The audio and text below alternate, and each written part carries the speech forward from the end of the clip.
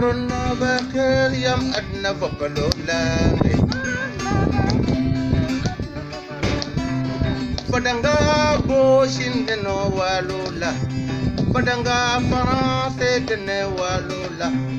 Padanga America de no walula Corona bakher yam adna fokalola Numéro 58 de la situation de la pandémie Covid-19 au Sénégal. Ce mardi 28 avril 2020, le ministère de la Santé et de l'Action sociale a reçu les résultats des examens virologiques ci-après. Sur 873 tests réalisés, 87 sont revenus positifs, soit un taux de positivité de 10,4%. Les tests positifs sont répartis comme suit. 86 contacts suivis par nos services. À ce sujet, il faut noter que le seul cas communautaire détecté à Sédhiou hier a déjà contaminé 25 de ses contacts. Un cas issu de la transmission communautaire identifié à Niary Tally. 12 patients hospitalisés ont été contrôlés négatifs et déclarés guéris. 2 cas graves sont pris en charge dans les services de réanimation de l'hôpital de Fann et de l'hôpital principal. L'état de santé des autres patients hospitalisés est stable. À ce jour, 823 cas ont été déclarés positifs, dont 296 guéris, 9 décédés,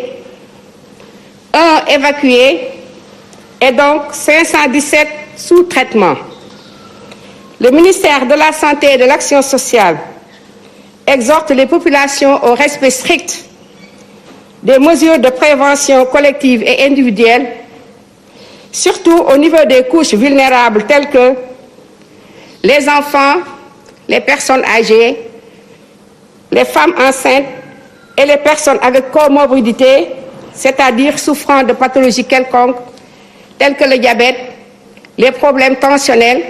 l'insuffisance rénale aiguë, de même également que les maladies sanguines telles que la drépanocytose. Je vous remercie. maa ngi ñëw di leen di bëgg a jottali li nga xam ne moom la ñu am tey fii ci Sénégal ci mbas mii ñuy tuddee Covid-19 ci talaata tey bii ñaar fukki fan ak juróom-ñett ci weeru avril 2020 ministère de la santé et de l'action sociale jot na résultat yii ma leen di bëgg a jox ci juróom-ñetti téeméer ak juróom-ñaar fukk ak ñett test yi nga xam ne def nañ ko juróom-ñetti fukk ak juróom-ñaar dellu si nañu am doomu jàngoro ji ci yooyu mun nañu wax ne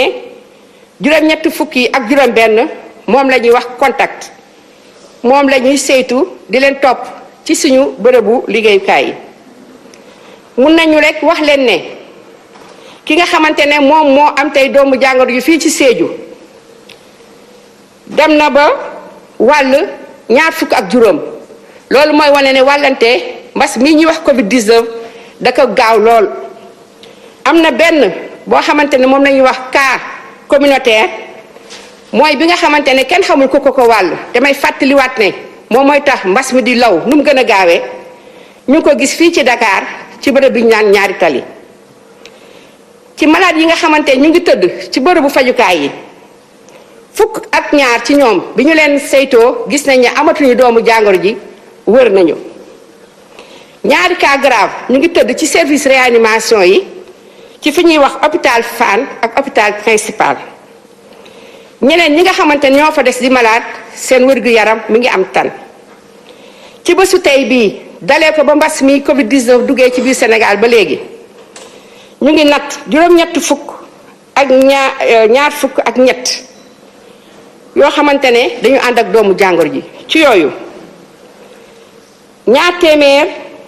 ak juróom-ñeent fukk ak juróom-benn wër nañu juróom-ñeent